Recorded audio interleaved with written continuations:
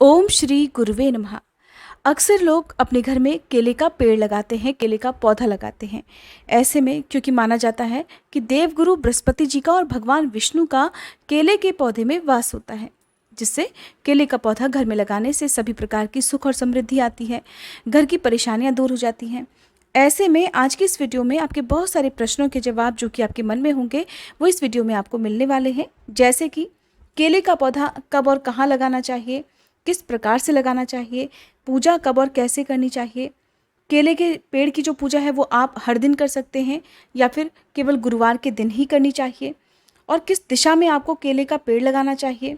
घर की छत पर या बालकनी में आप ये केले का पौधा लगा सकते हैं। गमले में ही लगाना चाहिए या फिर ज़मीन में ही आपको पौधा लगाना चाहिए। इसके अलावा पूजा आपको किस समय करनी है, सुबह और शाम दोनों ही समय आप जल दे सकते हैं या नहीं दे सकते हैं।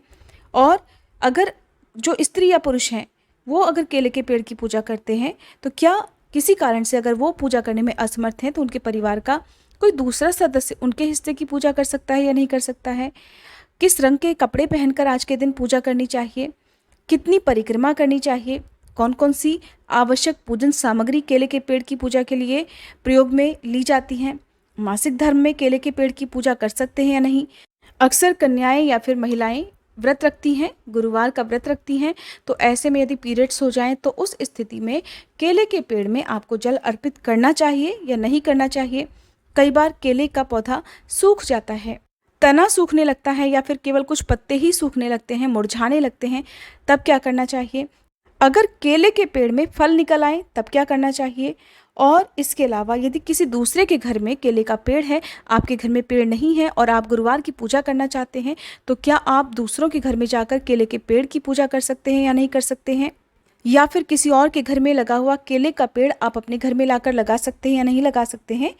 क्या दो केले के पेड़ एक साथ लगा सकते हैं, केले के पेड़ के साथ दूसरा कौन सा पौधा या पेड़ लगाना शुभ माना जाता है, और केले के पेड़ की पूजा करने से क्या लाभ मिलता है। इन सभी प्रश्नों के उत्तर आज की इस वीडियो में आपको मिलने वाले हैं, इसलिए हो सके तो इस वीडियो का आप पूरा समय जरूर दीजिएगा। हमारे हिंदू धर्म में जिस तरह से तुलसी जी का पौधा लगाना या फिर शमी का पौधा लगाना बहुत शुभ माना जाता है, ठीक उसी प्रकार से घर में केले का पौधा लगाना बहुत ही शुभ और फल देने वाला होता है।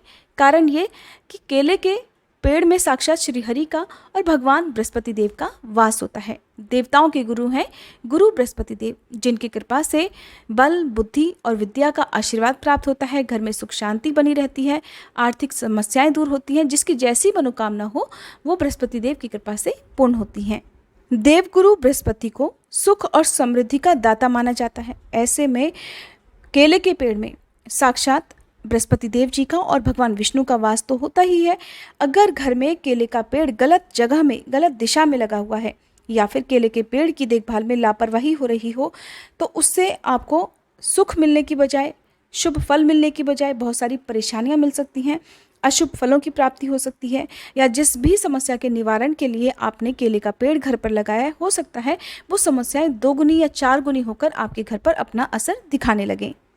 क्या घर में केले का पेड़ लगाना शुभ होता है? तो देखिए, कुछ विद्वानों ने केले का पेड़ घर में लगाने की मनाही की है। ऐसा इसलिए क्योंकि अधिकतर लोग लापरवाही बरतते हैं, केले के पेड़ की देखभाल नहीं करते हैं, नियमों का पालन नहीं करते हैं, तो इससे घर परिवार पर कोई भी विपरीत असर ना पड़े, इसीलिए केले के पेड़ को घर में लगाने की मनाही की जाती है।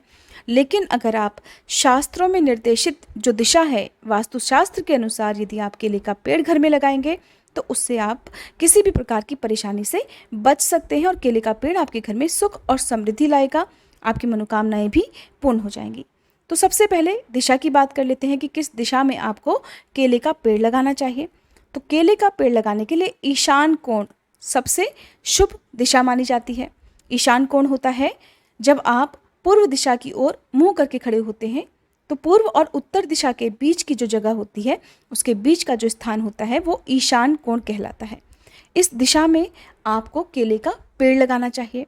किस दिशा में केले का पेड़ नहीं लगाना चाहिए? तो आग्नेय कोण में या फिर पश्चिम और दक्षिण दिशा में कभी भी केले का पेड़ नहीं लगाया जाता है।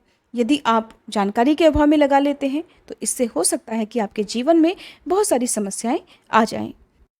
केले के पेड़ को लगाने के बाद आपको एक बात का और ध्यान रखना है, यदि आप इस केले के पेड़ को गमले में लगा रहे हैं, जिसे हम अचल स्थापना कहते हैं, क्योंकि जिस तरह से मंदिर में मूर्तियों की चल और अचल प्रतिष्ठा की जाती है, तो उसी तरह से केले के पौधे को भी 2 तरह से लगाया जाता है। यदि आपके घर में जगह कम है और आसपास ज़मीन की व्यवस्था नहीं है, तो आप इसे गमले में लगा सकते हैं। जगह अगर आपके पास पर्याप्त है तो आप मिट्टी में लगा सकते हैं, और अगर आपने गमले में पौधा लगाया हुआ है, जिसे हम अचल प्रतिष्ठा के रूप में लगाते हैं, तो उस गमले में आप कभी भी केले के पौधे को शिफ्ट कर सकते हैं। अगर आपको घर छोड़कर कहीं और जाना हो या किसी भी जगह पर गमले को रखकर पूजा करनी हो, जैसे कि कई बार लोग छत पर रखकर पूजा नहीं करते हैं, मंदिर में जहाँ पर भी आपने पूजा की है वहाँ पर ले जाकर पूजा करते हैं, तो आप उसको केले के पौधे को गमले सहित नीचे लाकर पूजा कर सकते हैं। इससे कोई दोष नहीं लगता है। लेकिन गमले को भी आपको बार बार उठाना नहीं चाहिए, उसकी जगह दिशा नहीं बदलनी चाहिए। जिस दिन आपको विशेष रूप से केले के पेड़ की पूजा नीचे रखकर करनी हो किसी कारण से, बस सिर्फ उसी दिन आपको गमले को वहाँ से हटाना चाहिए। लेकिन कोशिश यही करें कि अगर आपने छत पर या बालकनी में केले का पेड़ लगाया हुआ है तो आप वहीं पर बैठकर पूजा कर सकते हैं, क्योंकि केले के पेड़ की छाँव में पूजा करना, व्रत की कथा पढ़ना, सुनना, आरती करना सबसे ज़्यादा शुभ देने वाला होता है। साफ सफाई का आपको बहुत ध्यान रखना है। शुद्ध अवस्था में और स्नान करके ही केले के पेड़ में जल अर्पित करना चाहिए। केले के पेड़ के आसपास गंदगी बिल्कुल ना हो। अगर ऐसा होता है तो उससे भी आपको परेशानियां झेलनी पड़ सकती हैं। पानी आपको कितना डालना है, तो देखिए, अगर केले का पौधा छोटा है तो कम मात्रा में उसमें जल डालें, और ज़्यादा बड़ा है तो उसे भरपूर मात्रा में, आप जितनी भी आवश्यकता होती है उतनी मात्रा में आपको जल अर्पित करना चाहिए, क्योंकि केले का जो पेड़ होता है उसे पानी की ज़्यादा आवश्यकता होती है। परिवार के जितने भी सदस्य हैं, यदि केले का पौधा छोटा है तो थोड़ा थोड़ा सा जल, पूरा लोटा भरकर ना डालें, थोड़ा थोड़ा सा जल केले के जड़ में आप डाल सकते हैं। और केले के पेड़ की परिक्रमा भी की जाती है। यदि आप छत पर लगा रहे हैं और ज़मीन पर आपने नहीं लगाया है, तो इस प्रकार से आपको केले का पेड़ लगाना है कि उसके चारों ओर घूमकर आप परिक्रमा आसानी से कर सकें। कई बार लोग ज़मीन में भी इसी प्रकार की गलती करते हैं। ज़मीन में जब आप पौधा लगाते हैं तो जगह नहीं छोड़ पाते हैं। यदि किसी कारण से परिक्रमा करना ही संभव ना हो, ज़मीन इतनी आसपास नहीं है, या छत पर आपने जहाँ पर भी पौधा लगाया हुआ है वहाँ पर घूमकर परिक्रमा करना संभव ना हो, तो फिर ऐसे में आप अपनी ही जगह पर खड़े होकर 4 परिक्रमा केले के पेड़ के नाम की और 1 परिक्रमा बृहस्पति देव या फिर भगवान विष्णु के नाम की लगा सकते हैं। परिवार के सभी सदस्यों को भी हर गुरुवार को या फिर नियमित रूप से केले के पेड़ की पूजा करनी चाहिए, जिससे शुभ फलों की प्राप्ति होती है। गुरुवार का दिन केले के पेड़ की पूजा के लिए बहुत शुभ होता है। ऐसे में गुरुवार के दिन हल्दी लगाकर, हल्दी का तिलक लगाकर केले के पेड़ की पूजा करनी चाहिए, और 1 घी का दीपक जलाना चाहिए। सुबह और शाम दोनों ही समय आप केले के पेड़ की पूजा कर सकते हैं, लेकिन केले के पेड़ में जो जल अर्पित किया जाता है वो शाम को सूर्यास्त के बाद अर्पित नहीं किया जाता है। सुबह जब आप जल अर्पित करें तो उसमें आप कच्चा दूध, थोड़ा सा गंगा जल मिलाकर और 1 चुटकी हल्दी उसमें डाल लें, थोड़ी पीली चने की दाल, और आप गुड़ भी डाल सकते हैं। पीली चने की आप 10-15 दाने डाल सकते हैं, और पीला पुष्प डालकर फिर केले के पेड़ में आपको अर्पित करना चाहिए। जल अर्पित करते समय ओम श्री गुरुवे नमः या फिर ओम श्री बृहस्पति नमः और ओम नमो भगवते वासुदेवाय नमः, इस मंत्र का आपको जाप करना चाहिए।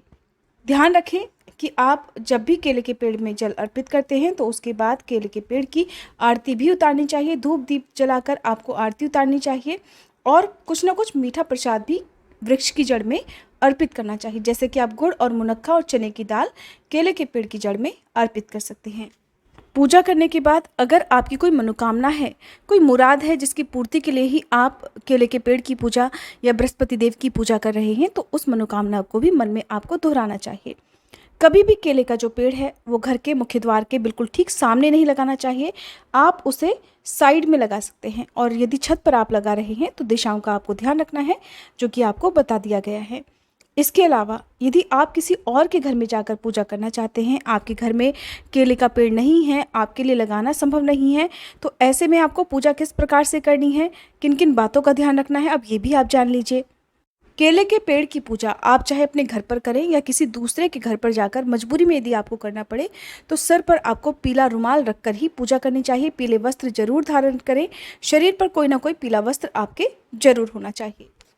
दूसरे के घर आप पूजा कर रहे हो या अपने घर पर पूजा कर रहे हो, तो पूजा करते समय आपको खास तौर पर केले के पेड़ की पूजा करते समय कोई भी बिल्कुल टोके ना, किसी भी बात के लिए आपको बिल्कुल ना टोके, और आप खुद भी पूजा करते समय बीच में से उठकर किसी भी काम के लिए ना जाएं। इस बात का आपको ध्यान रखना है। और फिर चाहे आप दूसरे के घर में जाकर पूजा करना ही चाहते हो तो आप आसानी से कर सकते हैं। और कोशिश करनी चाहिए कि आसपास जो मंदिर है वहाँ पर केले का पेड़ जरूर होगा, वहीं पर जाकर आप ये पूजा जरूर करें।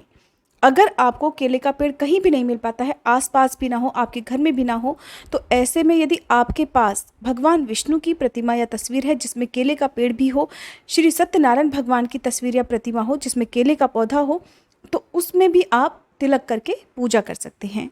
कन्याओं या फिर महिलाओं को अशुद्ध अवस्था में कभी भी केले के पेड़ की ना तो पूजा करनी चाहिए, ना ही स्पर्श करना चाहिए, और जल भी अर्पित नहीं करना चाहिए। हर गुरुवार को केले के तने में आपको पीला चंदन या फिर हल्दी का तिलक लगाना चाहिए, और आपको पीला ही कच्चा सूत, जिसे आप हल्दी में रंग सकते हैं, या फिर मौली जिसे हम कलावा भी कहते हैं, वो बांधना चाहिए। हर गुरुवार को आप इस काम को जरूर करें। ऐसा करने से भी आपके ऊपर जो परेशानियां हैं वो दूर हो सकती हैं। और हर गुरुवार को आप उस पहले से बांधे हुए जो कलावा है उसे आप पानी में विसर्जित कर सकते हैं। केले के पेड़ के बिल्कुल आसपास में कभी भी शमी का पौधा या गुलाब का पौधा यानी कि कोई भी कांटेदार पौधा नहीं लगाना चाहिए। अगर केले का पौधा सूख गया है, बिल्कुल पूरी तरह से सूख गया है, अब हरा भरा होने की कोई संभावना नहीं है, तो ऐसे में उस पौधे को यदि आपने गमले में लगाया हुआ है तो उसे आप उखाड़ कर उसकी जगह पर नया पौधा रोपित कर सकते हैं, और पुराने सूखे हुए पौधे का आप विसर्जन कर सकते हैं।